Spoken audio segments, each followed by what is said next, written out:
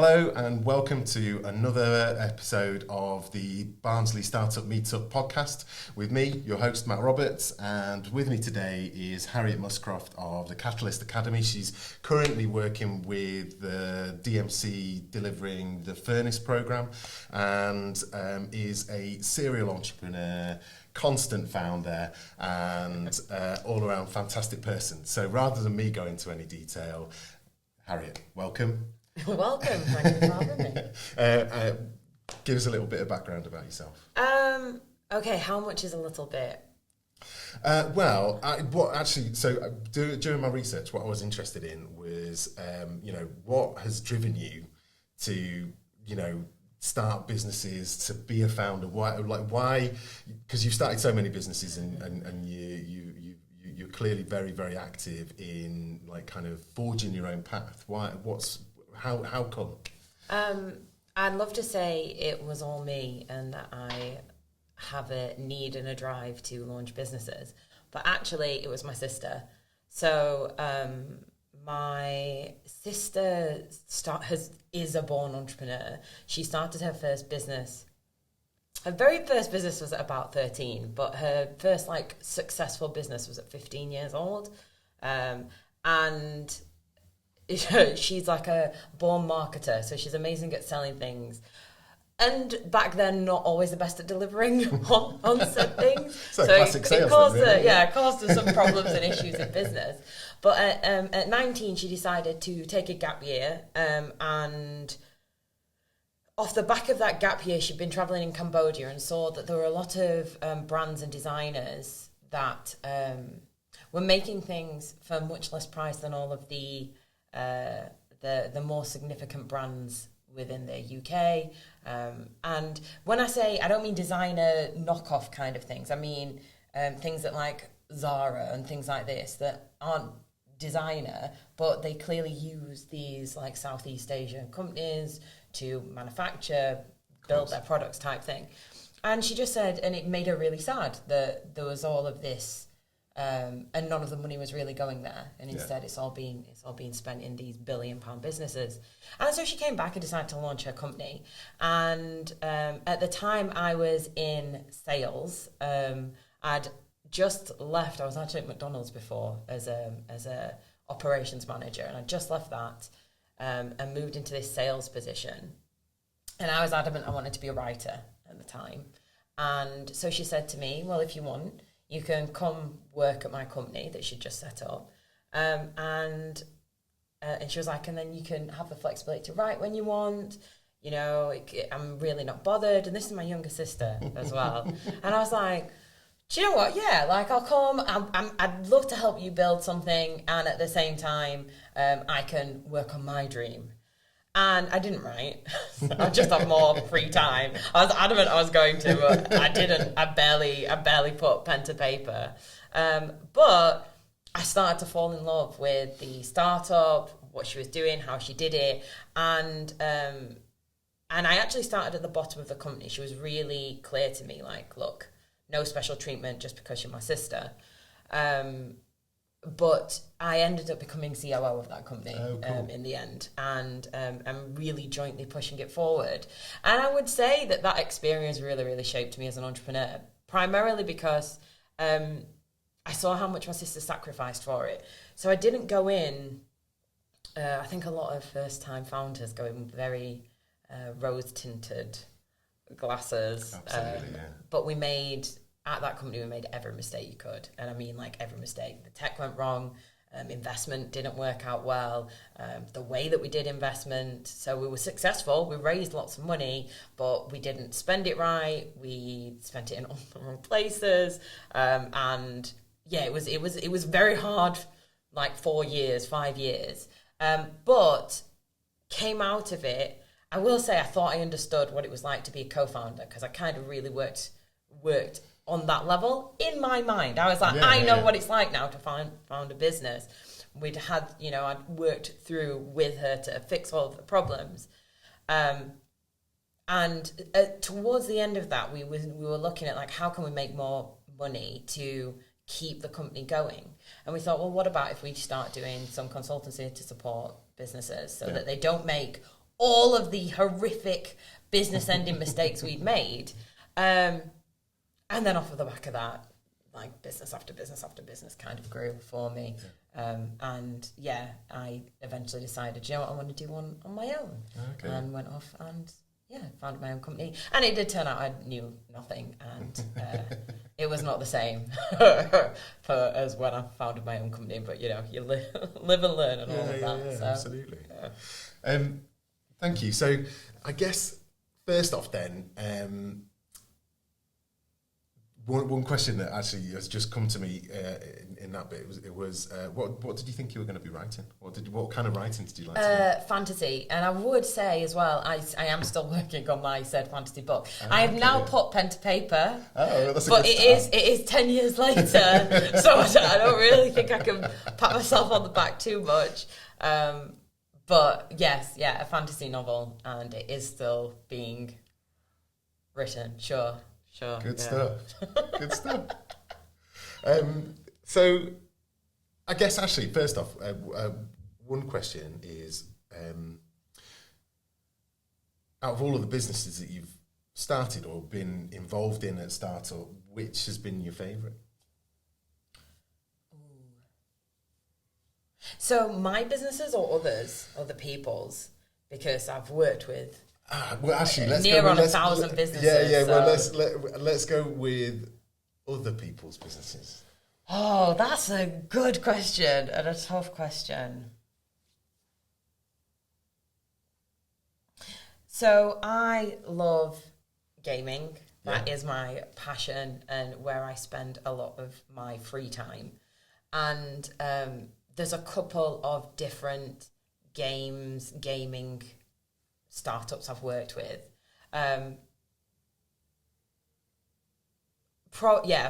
Any of those, I would say. There's one at the moment in Furnace that I am really enjoying helping with, which is Chris. I don't know if he's creating a platform. But I would say anything that is on the creative side, I really enjoy. So I helped a founder launch a tabletop, which is also what I'm going to do shortly. Cool. But I helped him launch a tabletop game, sweet. And that was probably the most fun I've had, helping another founder. Yeah. Did you get stuck into any painting or anything like that? Or no. It was more mechanics, and it was like writing the core rule book, testing it, playing it, doing focus groups, that side of things. So cool. Lots of fun. Basically, if I get to be paid to game, that's like the best thing ever. Yeah, so. Absolutely. Well, so I did read that you'd done like the gaming was a big part of your life. So, when did that start for you, and like what was your first entry into gaming? I was always just a casual gamer when I was young. So I had all of the consoles like PlayStation 1. Oh my gosh, PlayStation 2.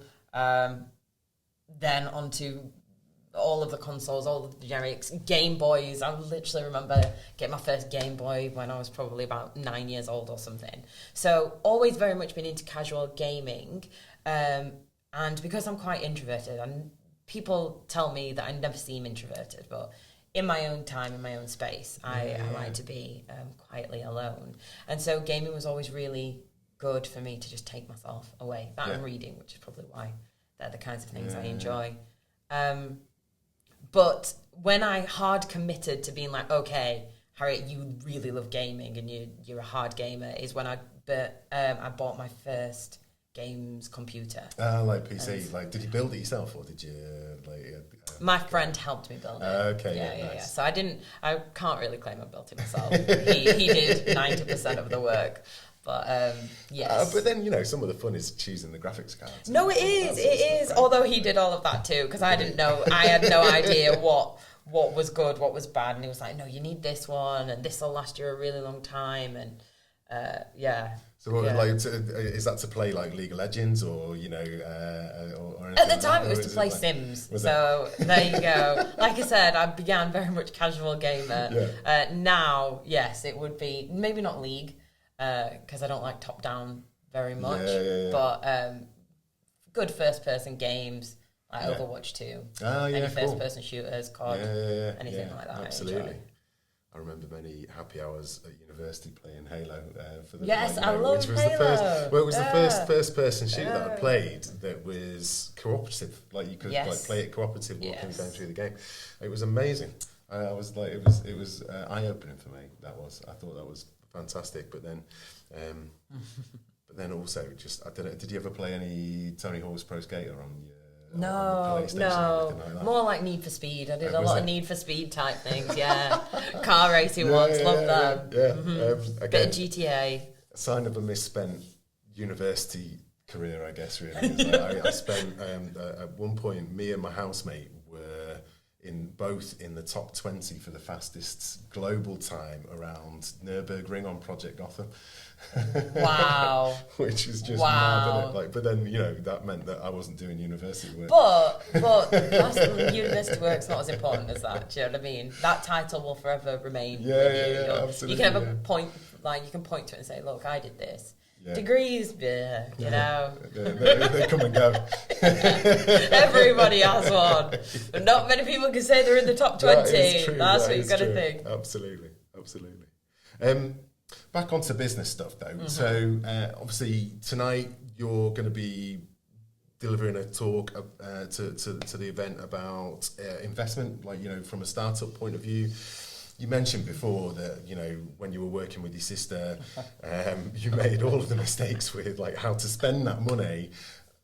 Can you give me a flavour of what you're going to be talking about in terms of, I guess we're really looking at that initial journey of raising and how that might look for a startup. Yeah, I think whenever I talk about investment, it's more to just try to describe the reality of it. I think a lot of people think of investment as this big, perfect answer. We have no money, or we're struggling, let's go raise some investment and that'll sort us out. And that's not what investment is. Not from a founder perspective or from an investor perspective. That's not what it is. And I think a lot of people go into raising without awareness of, like, the effect it has on your business, how it changes things, and the fact that you're selling some of your company, how you have to structure it, the governance around it. And do you just want money? Do you want contacts? Who do you want to bring in? And when you should do it. I think the biggest mistake that startups make is they raise at the wrong time. Yeah. Almost always. Yeah. And so, I guess that's something that is, it's always, everyone's got a different opinion on the topic as well, right? In terms of when is the right time. And there's never like a one size fits all, I guess, really. Mm-hmm.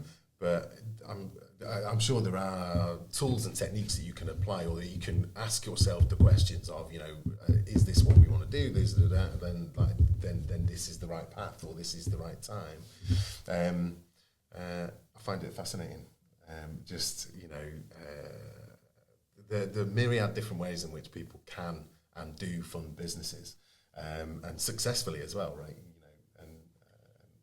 It's just really interesting from a psychological point of view, as well as from a technical point of view as well, right? Yeah, I think there's so many options out there for funding as well that people just don't know about. So investment is the most famous type of funding. If you're struggling, your business is struggling, the first thing you'll think is, let's go raise some investment. Or I've got this amazing idea and I really want to make it a reality.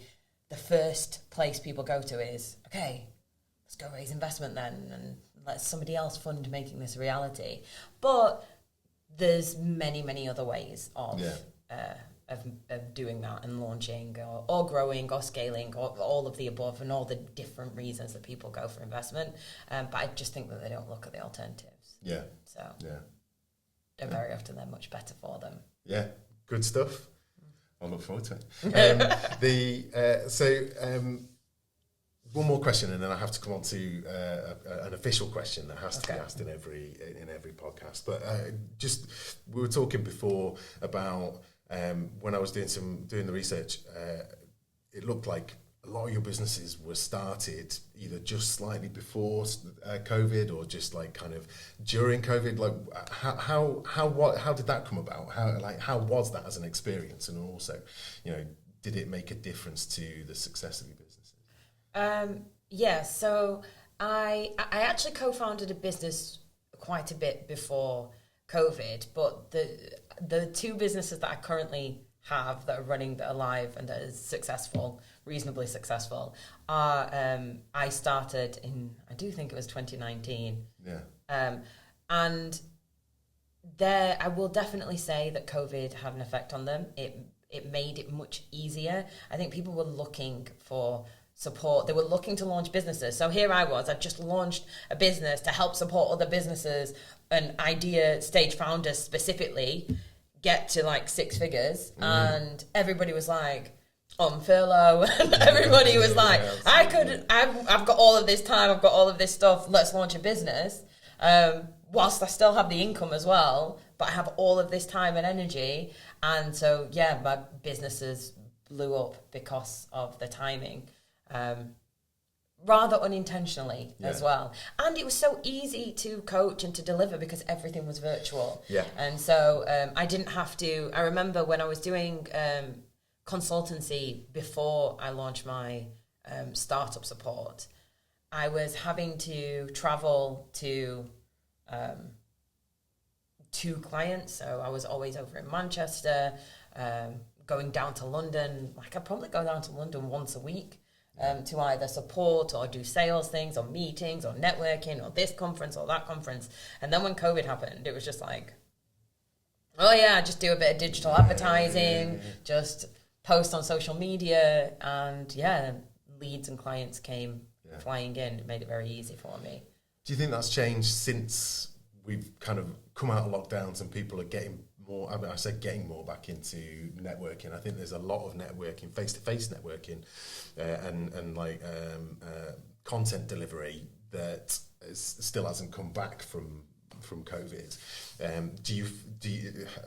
Did you see any kind of change with that, or have you seen any change with that? Yeah, I definitely think things have slowed. So from a marketing perspective, I think that digital marketing is just not as effective as it was at the beginning of COVID and during COVID. Obviously, because I don't think people are online as much. I think there's actually a real, though you're right, a lot of people are still digital. I think there's a real motivation and desire, I guess, to meet people in person again, to see people. I know that even, I feel like COVID paused everybody's life for a long time, and we're still trying to get back to going and networking, reconnecting with people, seeing people. I know there's a big program that I'm running at the moment, and we do everything in person, and people love it. They absolutely love it, and I think it's kind of a muscle, isn't it? Certainly the whole networking and and introducing yourself to people, and like you say, a lot of people on the outside might look really quite gregarious and fully out there and on all of that sort of stuff, but actually a lot of the time it's just a facade, right? And it is just it's something that you have to build yourself up to, and it's something that you have to kind of switch into, not necessarily changing who you are, because I think that's a bit disingenuous, but but certainly you have to switch into a mode that is, right, I'm in networking mode now. Not going to be the person who's scared to and stood at the sidelines. Yeah, definitely. Even I honestly, I think it's something that I really, really struggled with, was being this hyper, and it's something a lot of founders that I work with now mention constantly to me, and it's a particular place that I push them quite hard. If you're really introverted, you don't want to be that person on stage, you don't want to be the one talking about your business, you're like, oh, I don't want to shout about it, I'm okay, I'm good, don't worry.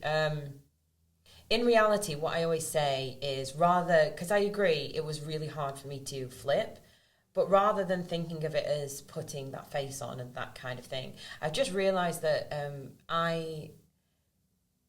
I'm not helping other people by being quiet about my business, by not talking about it, by not going to those networking things and engaging people and being passive. So it's more, I just say to myself, you almost have a responsibility to go do it, and gets me to have the energy when sometimes all I want to do after a long day is go home and read or game. It will give me the energy to go out and engage and do things and talk and and you know, no, when you go to the events, like when you go to networking events and everything like that, no one's there waiting for you to trip up, right? You know, like no one's looking for you to fail. It's all like a really supportive environment, and like, you know, I think you get so much more from it from the not engaging and not doing anything. Where whilst you're even if you're there and you're not engaging, then you know, like that's probably the worst thing you can do. Absolutely. Yeah, they literally want you to talk to them, right? Like you're waiting for people to approach you. So when they do, you're like, yes, that's one less person I have to approach. This is great. So, Absolutely. Absolutely. As I said before, there's a question that I always have to ask, which is, what's your ultimate sandwich? My ultimate sandwich.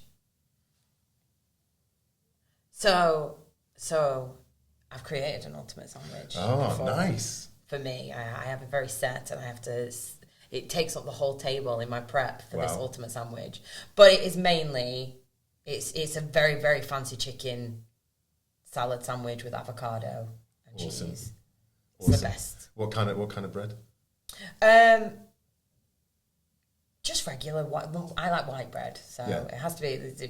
Even the thought of it being on brown bread is really weird to me. So it has to be on white bread, and it has to be a bread cake.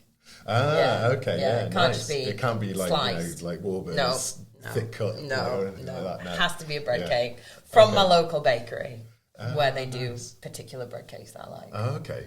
Awesome. And like, giant. do you have to? So, in terms of the chicken salad and is it smashed avocado? Is it no avocado slices? Sliced?